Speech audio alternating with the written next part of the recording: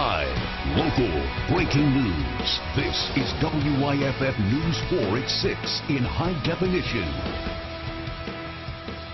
I don't understand why he did it, but yes, these children were in the car, deceased, in garbage bags for some period of time. Tonight, the father of 5 Lexington County children stands accused of murdering them all. The latest on the case and the heartbreak. And we will have much more on that in just a moment. But first, a 75-year-old woman who was robbed at gunpoint says she is relieved to know that the police made arrests in the case. WYFF News 4's Mike McCormick is live and local at the Spartanburg County Jail tonight. Mike, both are there right now, right?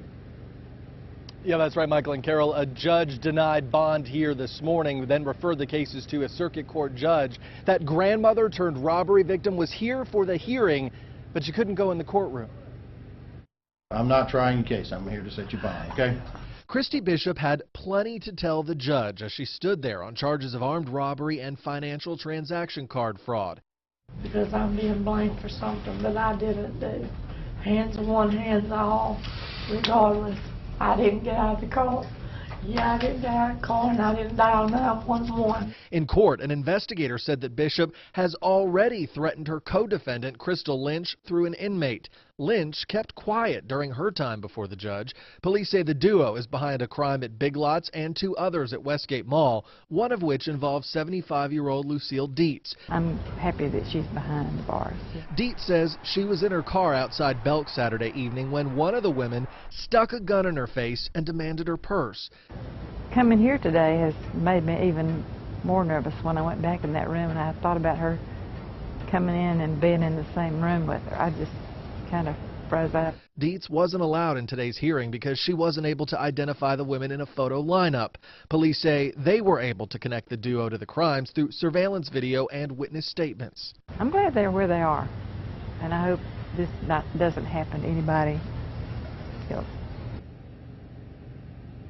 Both suspects could be facing more charges from police and from the sheriff's office. Mike McCormick, WYFF News 4. Live tonight in Spartanburg County. All right, Mike, thank you. Greenville police and the FBI tonight are searching for a man and a woman who robbed a BB&T bank. It happened on South Pleasantburg Drive at this branch here around 9 this morning. Police say the man pointed a handgun at the staff while the female jumped the counter and grabbed an unknown amount of cash. Both then ran from the bank. Police are trying to get some surveillance video to get a better look at them. The Greenville County Sheriff's Office uncovered a meth lab after they were called to the scene of an early morning stabbing in Greer.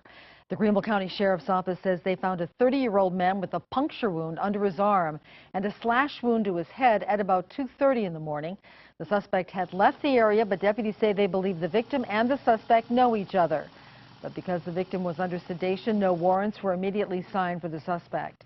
Investigators later confirmed they found a meth lab in that home. Neighbors say this is a dangerous area and problems like these make them nervous. What do you think? Does it make you want to move? Oh, yes. Yes, I'm ready to get out of the neighborhood. The victim is recovering at Greenville Memorial Hospital tonight.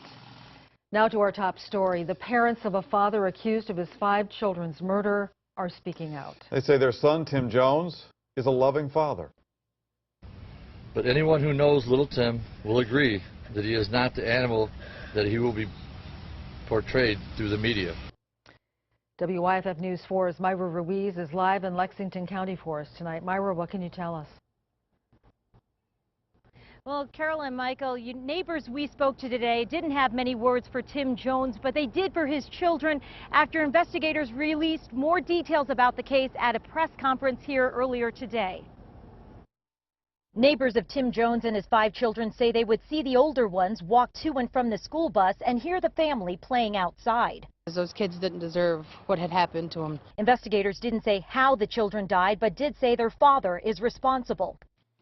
We feel that he killed the 5 children at the same time. Authorities say Jones was last seen with the children on August 28th. According to a warrant on that day, Jones placed his 1-year-old in unreasonable risk of harm by forcing her and the other children out of a vehicle at a Lexington County Walmart. I feel sorry for the mom because she has to live with all of that and she didn't know what was going on. Investigators say Jones' ex-wife, the children's mother, reported them missing after they missed school on August 29th and again on September 2nd. Deputies say Jones told someone he was moving out of state, but he seemed to have left a lot behind. No matter what they did, or how he was feeling. He should have taken it out on himself before those kids. On Saturday, Jones was picked up during a traffic stop in Mississippi. Authorities say he was driving under the influence and had synthetic marijuana, and they saw children's clothes, but no children.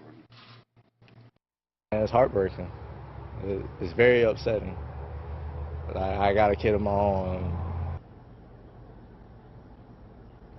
Authorities tell us that the Department of Social Services was called to Jones' trailer back in August, but they didn't find anything abnormal, and they had not yet made their follow-up visit. Myra Ruiz, WYFF News 4, live in Lexington County. And of course, more at 11 o'clock. Myra, thank you. An upstate woman is out of jail tonight after being charged in a jet ski accident that injured 2 people, including a child. WYFF News 4's Mandy Gaither with our report tonight from Oconee County. According to the warrant, officers believe the suspect was under the influence during a jet ski collision here on Lake Keowee.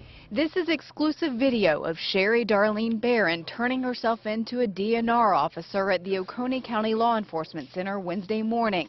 Moments later, she went before a judge on a charge of boating under the influence with great bodily injury for a crash that happened near Cane Creek Landing on Lake Keowee on Labor Day. The collision critically injured one of Barron's friends and hurt a 10-year-old girl. Both victims are still recovering. It took 10 days for officers with the Department of Natural Resources to charge Barron. First Sergeant Ron Weingard says they had to determine who was at fault. When you work a boating accident, you have to get there. Everything's floated off or it's sank in the lake. So you have to look at the witnesses. Then you have to get the jet skis and put it all back together, so it takes a while. Weingard says alcohol out on the water is a big problem, and so is knowing the rules. On a jet ski, the driver has to be at least 50 feet away from anything in the water unless it's at idle speed, and can't jump the wake of another boat unless it's 200 feet back. Moments after her bond hearing, Barron walked out of the detention center. Anything you want to say, Sherry? No, ma'am, she has nothing. She was able to leave on a $10,000 PR bond. If convicted, Barron is facing up to 15 years in prison. Mandy Gaither, WYFF News 4 in Oconee County.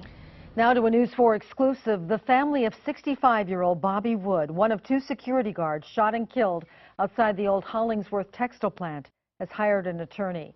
Deputies say 23-year-old Evan Bennett shot and killed Bobby Wood and Richard Ellison outside the empty Hollingsworth textile plant on August 29th. Investigators say Bennett had been dropping hints for weeks to his family that he was planning a murder. The Wood family hired attorney Ryan Montgomery to find out if the murders could have been prevented. I think it depends on which report you read, which report you hear, and which report you believe. We've heard reports that the mother may have known. We've heard reports that there may have been a medical provider that may have known. We've heard reports that potential employees at Hollingsworth may have known. The fact is we don't know at this time, and so that's why we have to look into it. Deputies say Bennett shot and killed his stepfather, then shot up the law enforcement center and shot a police officer before shooting and killing himself. A 52-year-old man has died after being hit by a vehicle in Seneca. The Oconee County coroner tells us the call came in just after 3 o'clock this morning on South Poplar Street. We're told it happened near the intersection of Scotland Drive and 2nd Street there. The coroner says Robert Hunter of Seneca was lying on the road when he was hit by a pickup truck. The driver of the truck and his wife, we're told, were running a newspaper route at the time. A best-selling author made a stop in Spartanburg today. Spartanburg Methodist College kicked off its academic year with its annual convocation this morning. The students got to hear from author Mary Alice Monroe. She gave the keynote address. Monroe's latest endeavor is a trilogy about the Lowcountry.